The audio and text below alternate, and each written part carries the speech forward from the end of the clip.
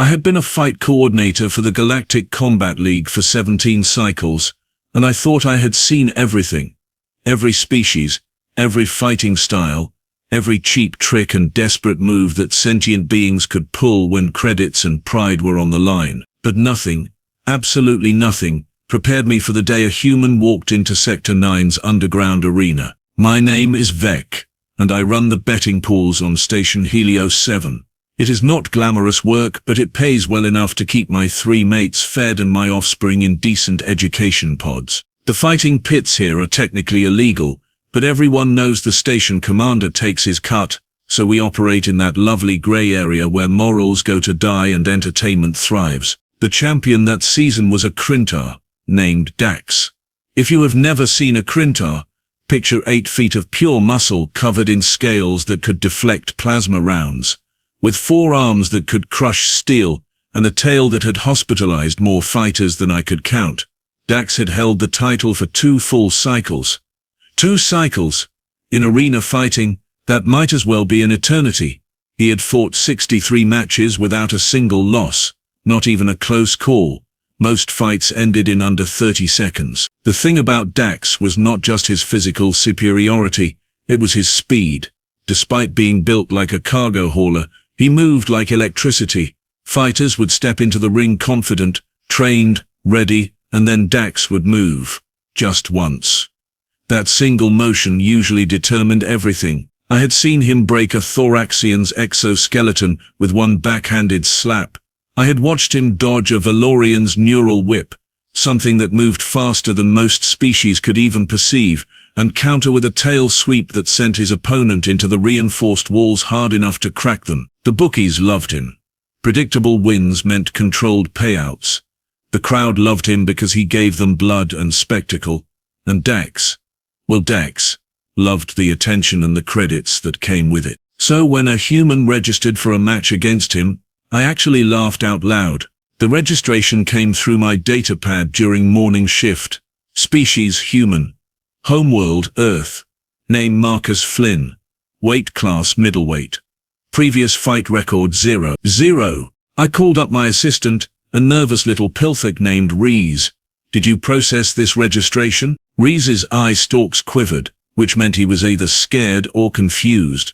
With Reese, it was usually both. Yes, Coordinator Vekk, the human paid the entry fee in full. Hard credits, not even digital transfer. He seemed very, determined. Determined to die, apparently, I muttered. Does he understand that Dax will literally tear him apart? Humans are not exactly known for their combat prowess. I explained the waiver forms very thoroughly, Reese said.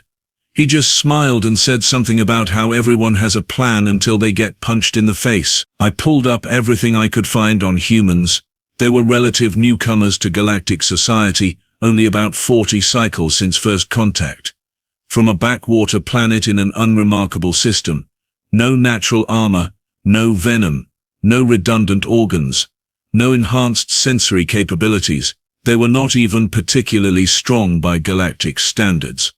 What they did have was a reputation for being annoyingly stubborn and weirdly difficult to kill, but that usually applied to survival situations, not sanctioned combat against apex predators. The betting boards lit up as word spread. The odds against the human were astronomical. 50 to 1, then 100 to 1, then 500 to 1. I had never seen numbers like that for a registered match. People were not even betting on whether the human would lose. They were betting on how quickly he would lose and what specific injury would end it. Fight night arrived with the usual chaos. The arena, a converted cargo bay with plasma barriers and impact-resistant viewing screens, was packed beyond legal capacity. Station security did not care. Half of them were here to watch anyway. The air stank of various species' nervous secretions mixed with whatever passed for alcohol among the assembled crowd. I stood in my usual spot near the coordinator's booth, managing the live betting feeds. Reese was beside me, practically vibrating with anxiety. Coordinator Vekk, should we have a medical team on standby? We always have a medical team on standby, Reese. Why are you asking? Well, for the human. Some species do not respond well to standard medical procedures. I read that human physiology is surprisingly fragile in some ways and absurdly resilient in others. Their spines are weak, but their bones can heal from complete fractures. Their immune systems attack allergens but ignore actual parasites sometimes. They are very, very strange. If he survives long enough to need medical attention, I will be impressed, I said. Dax entered first, as champions do. The crowd erupted. He played to them, all four arms raised, tail whipping through the air, creating that distinctive whistling sound that made everyone's survival instincts scream. His scales gleamed under the arena lights, recently polished. He wore his usual minimal armor, just enough to satisfy regulations. Not that he needed it. Then the human walked in, and the jeering started immediately. Marcus Flynn was not impressive at first glance.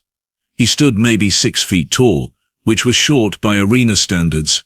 He had dark hair cropped close to his skull, and he wore standard-issue arena shorts, and nothing else. No armor, no weapons, no visible enhancements. His skin was pale, marked with several scars that suggested past injuries. He was fit, certainly with visible muscle definition, but nothing that would intimidate anyone here. What caught my attention were his eyes. Most fighters entering the arena against Dax showed fear, even if they tried to hide it. Some showed resignation. A few showed desperate bravado. This human showed none of those things. He looked almost bored. No, not bored. Focused, like he was running calculations. He moved to his corner and did something odd. He started bouncing on his feet, loose and relaxed, rolling his shoulders and shaking out his hands. Then he turned toward Dax and smiled. Actually smiled. The expression did not reach his eyes. The referee, a Kalathi with enough cybernetic implants to survive being between two fighters, went through the standard speech. This is a sanctioned match under Galactic Combat League rules. Fight continues until submission, unconsciousness, or death. Medical intervention available upon request. Can Dax acknowledge the risks?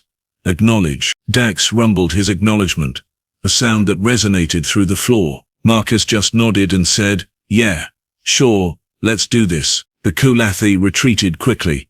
Smart. The plasma barriers hummed to full power, the betting boards locked. I had placed a small wager on the human lasting longer than 30 seconds, not because I believed it, but because the payout would be absurd if somehow impossibly, he did. The fight bell rang. Dax did what Dax always did. He exploded forward with that terrible speed, closing the distance in less than a second, all four arms moving in a coordinated strike pattern that had ended dozens of fights before they truly began. And Marcus Flynn disappeared. I am not speaking metaphorically. One instant he was there, the next he had moved so far laterally that Dax's strikes hit empty air. The human had not dodged backward, which would be the logical move. He had dodged to the side and slightly forward, moving into Dax's space rather than away from it. Before Dax could even process what happened, the human's fist snapped out. It was not a wild swing. It was precise, almost surgical. It caught Dax on the side of his jaw, right at the joint where his mandible connected to his skull. The sound it made carried through the entire arena. A sharp, meaty crack. Dax's head snapped to the side. The crowd went silent, completely silent. Then the human hit him again. Same spot. Another precise, devastating strike. Dax staggered. The human was not done. He slipped inside Dax's guard, which should have been impossible, because Dax had forearms, specifically to prevent anyone from getting close, and delivered 3 rapid strikes to Dax's ribs. They came so fast they sounded like a drum roll. Pop, pop, 5 hits total.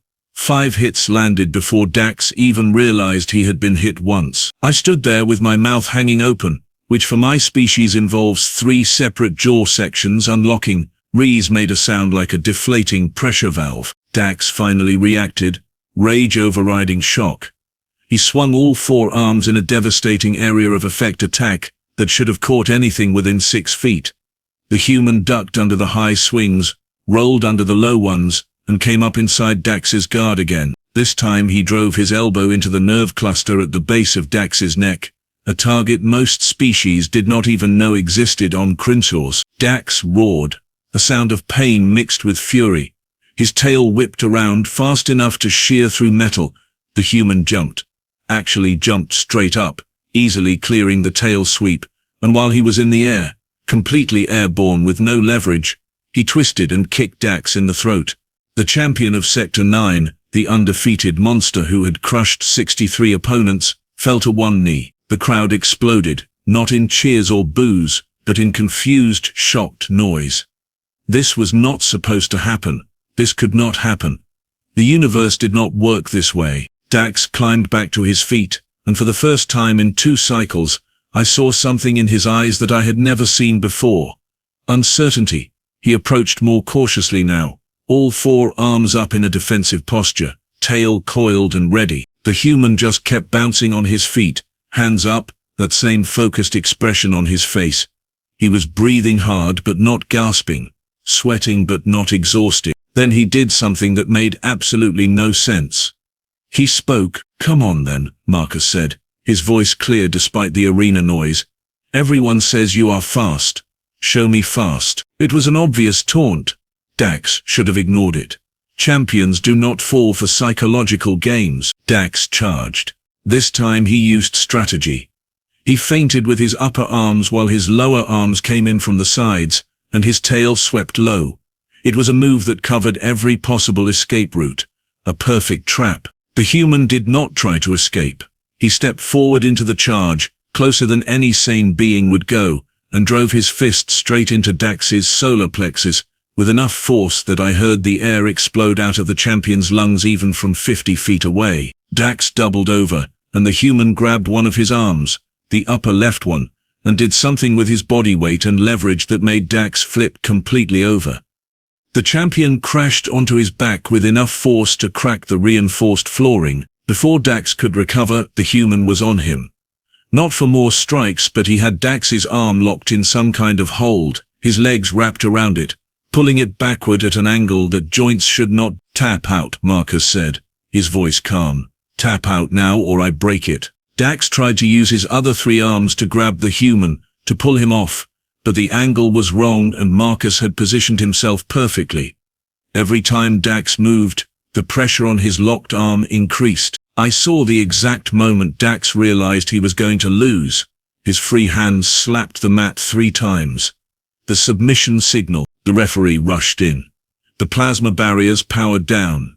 Medical teams swarmed the arena floor. Marcus released the hold immediately and stood up, breathing hard now, sweat dripping down his chest. He walked to his corner and picked up a water bottle like he had just finished a routine training session.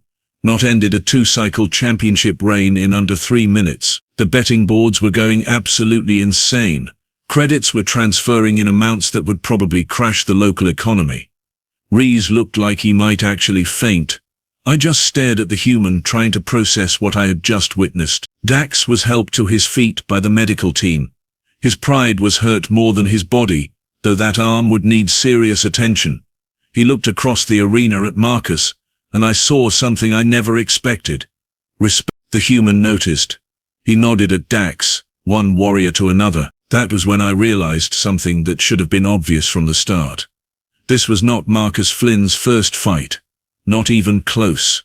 0 official record did not mean 0 experience. It just meant we had not been paying attention. Humans had been fighting each other for their entire evolutionary history. They had refined violence into countless martial arts, combat sports and military disciplines. They had studied how to hurt each other with such dedication that they had turned it into entertainment, business and art. We had just never bothered to ask. The arena erupted into chaos as people tried to collect winnings, others demanded rematches, and everyone wanted to know who this human was and where he came from. Station security had to establish order. The commander himself showed up, probably worried about the economic impact of such a massive upset. And Marcus Flynn. He just sat in his corner drinking water, looking utterly unsurprised by any of it. I walked down to the arena floor, something I rarely did.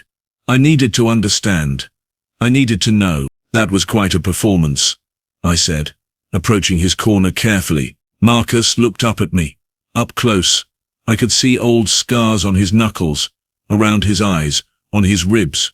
This was a body that had been through violence many times before. Just another fight, he said with a shrug. Dax has never been hit before. Not once in 63 matches. Yeah? The human smiled. And this time it did reach his eyes. Well, he has been hit now. 5 times before he even knew what was happening. How? How did you move that fast? How did you know where to strike? Marcus stood up, wincing slightly, as his muscles protested. You want the technical answer, or the simple answer? Both. Technical answer. I studied footage of every fight he had, found his patterns, identified weaknesses in his defense, trained specifically to exploit them. Simple answer. He paused, taking another drink. Everyone gets hit. Everyone. Does not matter how fast you are or how tough you are. The question is not if you will get hit. The question is what happens after. Someone called out that the post-fight medical evaluation was ready. Marcus nodded and started walking toward the exit. I followed. Will you fight again? I asked. He stopped and looked back at the arena, at the crowd still buzzing with shock and excitement, at the betting boards still flashing with impossible numbers. Depends, he said. Is there anyone else who has never been hit? Because that seems to be my specialty now. Then he walked away, leaving me standing there with the growing realization that everything we thought we knew about human combat capability was catastrophically wrong. The real question was not how Marcus Flynn had defeated Dax. The real question was how many more humans like him were out there, and what would happen when the galaxy realized that this unassuming species from an unremarkable planet had spent thousands of years perfecting the art of violence. I had a feeling we were about to find out, and judging by the way Marcus Flynn had handled tonight, it was going to be spectacular. The aftermath of Marcus Flynn's victory over Dax was predictable in its chaos, and completely unexpected in its consequences. Within hours the footage had spread across 6 sectors. Within a day it had reached the core worlds. Within a week, every major fighting organization in known space was trying to contact this human who had done the impossible. I found myself in an unusual position.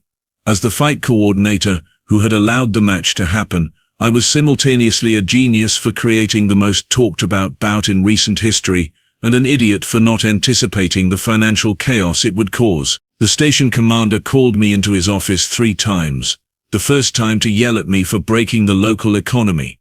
The second time to thank me for the increased traffic to Station Helios 7. The third time to ask if I could get Marcus Flynn to fight again because apparently tourism had increased by 400%. Marcus himself had disappeared immediately after the post-fight medical evaluation.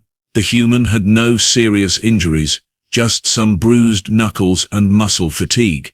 He collected his winner's purse, which was substantial given the upset odds, and vanished into the station's residential sectors. It took me 3 days to track him down. He was staying in a cheap hab unit in Section 12, the kind of place where people went when they did not want to be found. I brought Reese with me because my assistant had become oddly fascinated with humans after witnessing the fight. Coordinator Vekk, did you know that humans have something called adrenaline? Reese babbled as we walked through the dingy corridors. It is a chemical their bodies produce during stress that temporarily enhances their physical capabilities. They literally drug themselves naturally during combat. Is that not amazing? What I find amazing is that nobody bothered to research this before letting them join the Galactic Combat League, I said, checking the unit number against my datapad. We stopped at Unit 2047. I pressed the door chime. Nothing happened for a long moment.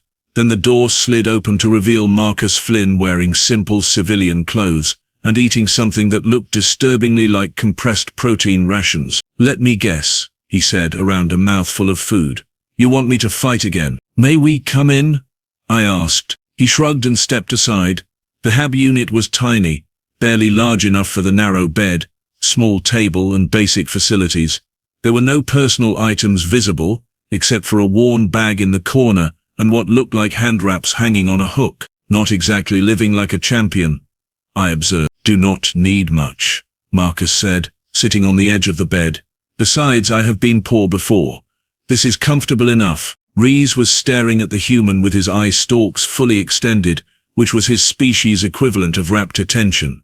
Mr. Flynn, I have been reading about human combat sports. You have boxing, wrestling, mixed martial arts, kickboxing, judo, karate, and at least 47 other documented fighting systems. Why do humans have so many ways to hurt each other? Marcus laughed. Actually laughed. Because we spent most of our history hurting each other. We got really good at it. Then we figured out it was more fun to do it with rules in a controlled environment. Mostly. Fascinating, Reese breathed. I cleared my throat. The reason I am here is that you have created a significant problem. Half the fighters in this sector want to challenge you. The other half are terrified of you. The betting syndicates are demanding a rematch with Dax, and there are at least 7 different combat organizations offering you contracts. Not interested, Marcus said simply. That surprised me. You do realize the kind of credits we are talking about? A fighter with your skills and your story could make a fortune. Multiple fortunes. Money is nice, he admitted. But I did not come out here to be a professional fighter. Then why did you fight Dax? Marcus was quiet for a moment, chewing thoughtfully. Then he said, because everyone kept saying it was impossible. Nobody had ever hit him. He was unbeatable, and I thought, well, that is stupid. Everyone can be hit. Everyone has weaknesses. People just were not looking hard enough. So you did it to prove a point? Reese asked. More or less. Also, the entry fee was reasonable, and I needed credits. Winning paid better than I expected. He finished his ration bar and tossed the wrapper into a disposal unit. But now that I have proved the point, I am done. Going to take my winnings and move on. Move on to where? I asked. Wherever work is. I am a ship mechanic by trade. Came out here for the frontier jobs. They pay better than core world positions. This human had demolished the reigning champion of Sector 9, created an intergalactic sensation, and had offers worth millions of credits waiting for him, and he wanted to fix starship engines for a living. The absurdity was almost painful. Listen, I said, trying a different approach. I understand wanting a quiet life, but you have already made waves. The attention is not going away. You might as well profit from it. Marcus stood up and walked to the small window, looking out at the station exterior. Let me tell you something about attention. Back on Earth I had a friend, great fighter, natural talent, tons of charisma, everything you needed to make it big. He got famous fast, real famous. Then the pressure started. Every fight had to be bigger. Every performance had to top the last one. He started using enhancers just to keep up with expectations. Burned out in 2 years. Last I heard, he was broken. He turned back to face us. I know what that road looks like. I am not interested in walking it. There was a finality in his voice that told me arguing was pointless. But I had not survived 17 cycles in this business by giving up easily. What if I could arrange something different? I said. Not regular fights. Just occasional matches against opponents you choose. Complete control over your schedule. You could still do your mechanic work. Think of it as supplemental income. Why do you care so much? Marcus asked, his eyes narrowing. Honestly, because watching you fight was the most exciting thing I have seen in years. Also because the station commander will make my life miserable if I do not at least try to keep you around. But mostly the first thing. Marcus smiled slightly. At least you are honest about it. Before I could respond, Reese suddenly made an urgent chirping sound. Coordinator Vekk, I am receiving multiple alerts. There is a situation developing in the main arena. I pulled out my datapad. The screen was filled with emergency notifications. What kind of situation? Unknown. But station security is requesting your presence immediately. The 3 of us rushed through the corridors toward the arena. As we got closer, I could hear the sounds of a large crowd, not the excited buzz of fight night, but something angrier, more dangerous. We emerged into the arena concourse to find chaos. Hundreds of beings were gathered, many of them visibly armed despite station regulations. Station security was present but clearly overwhelmed.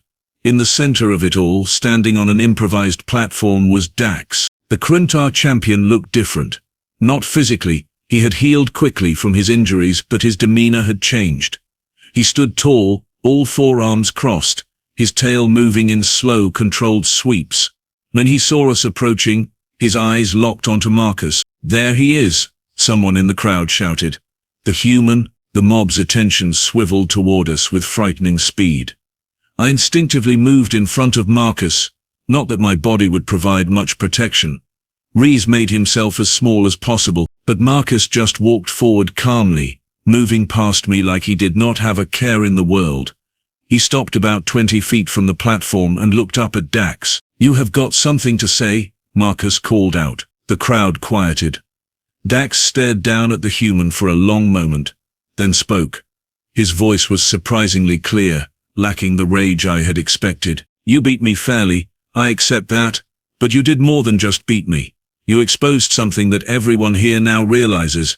We have all been fighting wrong." That got murmurs from the crowd, some agreeing, others confused. Dax continued.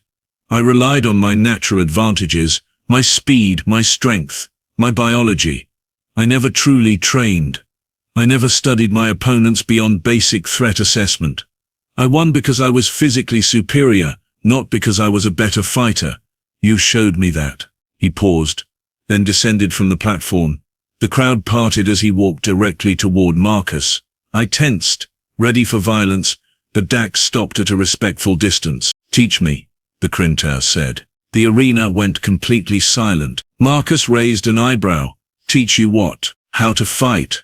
Really fight. Not just rely on what evolution gave me, but to understand combat the way humans do. You said everyone can be hit. Everyone has weaknesses. I want to learn how to see those things, how to exploit them." "You want me to train you?" Marcus said, sounding genuinely surprised. "Not just me." Dax gestured to the crowd. "All of us." Word has spread across the sectors. Fighters everywhere are realizing what we have been missing. Humans have spent millennia studying combat as a AIS. We have treated it as simply a test of natural ability. We want to learn. I looked around at the assembled crowd. They were not angry. They were hungry. Hungry for knowledge, for improvement, for the secrets that had allowed this unassuming human to defeat their champion. Marcus was quiet for a long time. Then he laughed. A short, sharp sound. "You do realize how insane this sounds, right? You want a species that ranks somewhere around middle tier in the galactic strength charts to teach apex predators how to fight?" "Yes," Dax said simply, "because you proved that strength is not everything. Technique matters. Strategy matters. Understanding your opponent matters. These are things we never properly valued." Marcus looked at me. "Did you set this up?" "I absolutely did not," I said honestly. "I am as shocked as you are." "Mr. Flynn," Reese spoke up timidly. "In my research, I found that humans have a saying. Those who can, do. Those who cannot, teach. But there is an addendum I found in Earth military history. Those who truly understand, do both." Marcus looked at my assistant with something like respect. "That is not bad, little guy. Not bad at all." He turned back to Dax and the waiting crowd. I could see him thinking, weighing options. Finally he sighed. "All right. Here is the deal. I am not setting up some fancy academy. I am not giving up my day job. But if you want to learn, I will teach. We do it my way, on my schedule, and the first lesson is free. So you can all figure out if you really want this, because I promise you, it will not be easy or comfortable." The crowd erupted in agreement. Dax stepped forward and offered his primary right hand, a gesture of respect among Kryntar's. Marcus shook it without hesitation, and just like that, everything changed again. Over the next 2 weeks, I watched something remarkable happen. Marcus set up training sessions in an unused cargo bay. He started with basic principles, things so simple they seemed almost insulting at first. Footwork, balance, breathing, how to throw a proper punch, how to defend without wasting energy. The fighters, many of them seasoned veterans, were humbled by how much they did not know. Species that had relied on venom discovered the concept of feinting. Beings with armored hides learned about targeting nerve clusters. Everyone learned about pattern recognition and how to break their own predictable behaviors. Marcus was a natural teacher, patient but demanding. He demonstrated techniques on volunteers, including Dax, showing exactly why certain movements worked. He broke down his own fighting style, explaining how humans compensated for physical limitations with precision and timing. We are not the strongest, the fastest, or the toughest, he told one class, but we learn to hit hard, move smart and keep going. That is the human advantage. We are stupidly persistent, and we learn from everything. Word spread. More fighters arrived at Station Helio 7. The station commander was thrilled. I was processing more registrations than ever before. And Marcus Flynn, the human who just wanted to fix starship engines, found himself at the center of a combat revolution. One evening, after a particularly intense training session, I found Marcus sitting alone in the empty cargo bay. He was icing his hands, a very human remedy for overuse. You know, I said, sitting down nearby, for someone who did not want attention, you have certainly acquired a lot of it. Marcus chuckled. Yeah, well, life is funny that way. You run from one thing and end up somewhere completely different. Do you regret it? He thought about that. No, not really. This feels right, somehow, like I am supposed to be doing this. He flexed his fingers, wincing slightly. Besides, watching these warriors learn and improve, it is satisfying. They are all so eager, so dedicated. It reminds me why I fell in love with fighting in the first place. The station commander wants to make this official. He is proposing a formal training center, with you as the director? Of course he does, Marcus said, not sounding surprised. Let me guess, he wants a cut of the fees? Naturally. Tell him I will think about it. But I have conditions. The basic training stays free. Nobody gets turned away because they cannot pay. This is not about making money. It is about making better fighters. I nodded. I will relay that. Though I suspect he will not love the free part. He will when he realizes how much traffic it brings to the station. People pay for food, lodging, entertainment. The training is just the hook. I had to admit, for someone who claimed not to be a businessman, Marcus understood economics fairly well. A proximity alert chimed on my datapad. Incoming ship requesting docking clearance. I checked the identification codes and froze. What is it? Marcus asked, noticing my expression. Ship from the core worlds. Diplomatic tags. They are requesting a meeting with you specifically. Marcus stood up, suddenly tense. Who are they? According to this, they are representatives from the Galactic Combat Commission, the organization that oversees all sanctioned fighting across known space. That sounds official, and probably annoying. Very official, very powerful, and they have traveled a long way specifically to find you. Marcus grabbed his jacket. Well then, I guess we should not keep them waiting, though I have a feeling this conversation is going to complicate my life even further. Probably, I agreed. As we walked toward the docking bay, Marcus suddenly laughed. What is funny? I asked. I came out to the frontier to work on ships and live quietly. Now I am about to meet with galactic authorities because I punched someone really well. Only humans could end up in this situation. To be fair, I said, you punched the unbeatable champion 5 times before he realized the fight started. True, I did do that. The docking bay doors opened to reveal 3 beings in formal diplomatic attire. They looked important, official, and very serious. Marcus Flynn, wearing casual station clothes and still carrying an ice pack for his hands, walked forward to meet them. No hesitation, no fear, just a human doing what humans apparently did best, adapting, surviving, and occasionally punching above their weight class. As I watched him greet the diplomats with casual confidence, I realized something. The galaxy had spent so long categorizing species by their natural abilities that we had forgotten something fundamental. Evolution gave us tools, but it was what we did with those tools that mattered. Humans might not be the strongest or the fastest, but they had spent their entire existence fighting, learning and improving. They had turned violence into art and art into science. And now they were here among the stars, ready to teach the rest of us what they had learned. The real fight, I suspected, was just beginning. But this time the galaxy was ready. Because Marcus Flynn had shown us that everyone can be hit. Everyone has weaknesses. The only question is whether you are willing to learn how to see them. And judging by the hundreds of fighters training in that cargo bay, the answer was a resounding yes. They said no one had ever hit Dax. The human had landed 5 before he even realized the fight began. Now the entire galaxy was learning how